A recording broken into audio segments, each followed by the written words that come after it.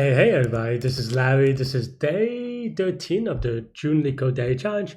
Hit the like button, hit the subscribe button, join me on Discord. Let me know what you think about today's poem. Triangle. Yeah, so hope you like the intro. I'm still just playing around with it. I'm in Aruba still. These waves are making crazy. I don't know. Okay, that's enough. But yeah.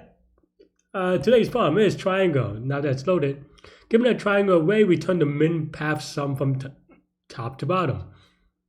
Okay, this actually reminds me of was it bi-weekly or maybe the weekly contest that we just had from a day or a half ago. I think it was a Q2 where you're trying to get from the top to the bottom, right? And the solution is always going to, sorry, my phrasing is probably a little bit lazy on this one, but the solution is the same as that one, or the idea is going to be dynamic programming. Dynamic programming, of course, have some sort of what you might call it, optimal substructure, and that's another way of saying that in some contexts it will be greedy because, or it has a greedy component because you do greedy to choose between the different substructures, right? So yeah, so sometimes you get it right, but there are a couple of ways you could do it. You could do it from top down. You could do it from bottoms up. For these grid type problems, I think I've just done it enough bottoms up that I usually just do bottoms up. But the idea about these problems is that, okay, I'm in this cell, and one thing that you can notice from this cell is that you're going from top to bottom. In this case, you can only go lower left or lower right. In the case of the Q2 that we had, it has to go from a higher row to a lower row, right? And what I want to point that out, because what that means is that there is it's a directed asynchronous graph, right? And what that means is that there's no cycles. That's what asynchronous means, and of course it's directed. And because we're always going down, in the other one we're always going down, and this one we're always going down as well, there's no way for it to go back up, right? And because of that, that means that you can use dynamic programming. Of course, that still depends on the number of states, but in this case, it's going to be linear in the size of the input, which is going to be good enough. Okay. As I said, I usually actually do this bottoms up, but today, yeah, let me actually do this the other way, right? Let me try to do it tops down. So basically, the idea is that we have a function, we go min path, and then let's just say we have an x and a y, right? Okay, x and y is a little bit terrible. Maybe an r and a c, right? Little r, little c. And then here, if r is equal to, let's see, I'm trying to think about, okay, so if this is 4, so if r is equal to 0, then we return 0, right? That means that we've gone all the way to the, in theory for me, and you can set your base case wherever you like, but my base case is that we go one row below the last row, so then we just return 0. Okay, and then otherwise, yeah, if r is less than c, is it less than or equal to? Let's see, 0, 0, 1, 1. So I'm just looking at the cells, and it's 0, 0, 1, 1, 2, 2. So if this is strictly greater than that, we return some infinity, right? Because this is not possible, and we want to minimize it, so we're going to do infinity. People asked me before why I choose this as a big number. I just chose a big number that's bigger than a 64-bit. Is that bigger than 64-bit? I think that's bigger than 64 bits. So that for me is an effectively big number. I just find it easier to work with than for infinity, because there are some tricky edge cases that comes up from, like, very rarely, but when they do come up, you get surprised. So that's why I don't do it that way. But any big number or big enough number is fine. And then now we can go from RC, we can go R plus 1C or R plus 1C plus 1, right? So we go either straight down to the left or straight down and then to the right?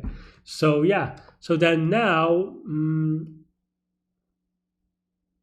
So best is equal to the triangle of RC, which is the current value we have, plus min of us either going,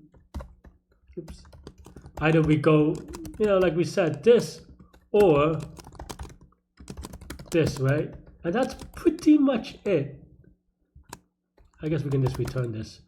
I was going to say, and we kept this, but I guess technically speaking, now that I noticed this, there is a, I usually just do it because I think about the base hairs so I don't have to worry about them later. But now that I noticed this, it doesn't actually, it cannot go out of bounds, right? Because there's an invariant that at most, this will always go this way. So this actually may not be necessary, so we can return. And that's pretty much the idea, and then we could return min path 0, 0. See if you spot something, but of course, this is okay. Maybe,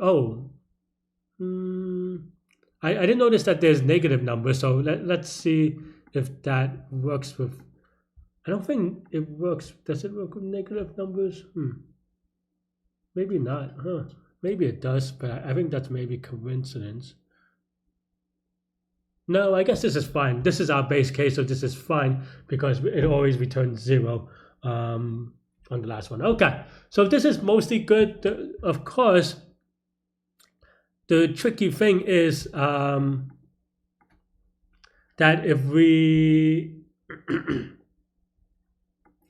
have a big enough list, this is going to time out, right? And so the way that we do that, and I just noticed the follow-up right now, so I guess maybe I should have done it bottoms up.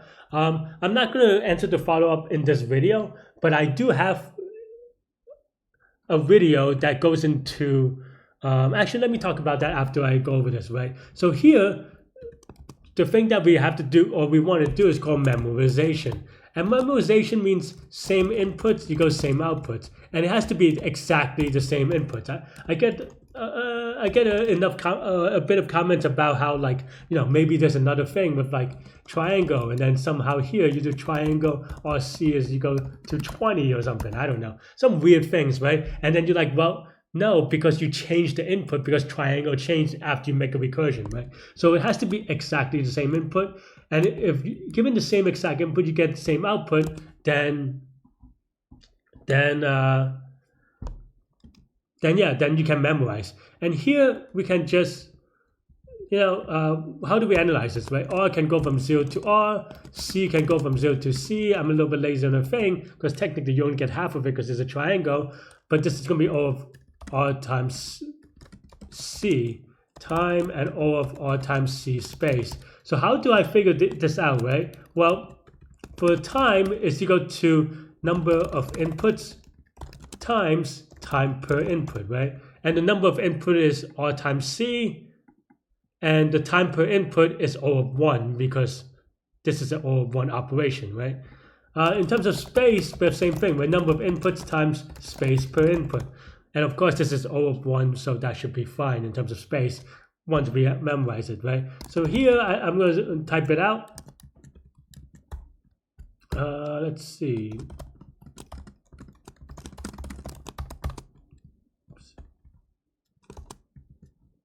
And then has cache is the same thing, say almost. And then now we can say if has cache of RC, we return cache RC.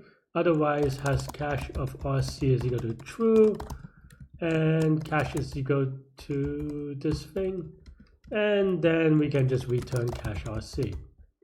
All right. Let's run it again real quickly, just to make sure I don't have typos. Might still have typos, but it looks good. I'm quick, so let's give it a submit. I probably did it with the bottoms up last time, not gonna lie. I usually do this bottoms up. So yeah, so I do have a video that goes into, okay, now we went top down, right? How do we convert this to bottoms up? And then after that, converting it with a space optimization. So that's, if you follow that video through, I want you to, so yes, I can do it for this problem, but I want you to watch that video. I'll leave it in the comments below. Watch that video. See if you did it if you did it tops down, see if you can convert your top down to bottoms up, and then see if you could, and in either case, whether you've done it bottoms up or whatever, or tops down, using that video, see if you can convert that into linear space. That's going to be my challenge for you. And come to our Discord, leave your code, leave a comment, whatever you like to do. But yeah, I'm just going to leave y'all here. So cool. Let me know what you think. Stay good, stay healthy, to good mental health. I'll see you later and take care. Bye bye.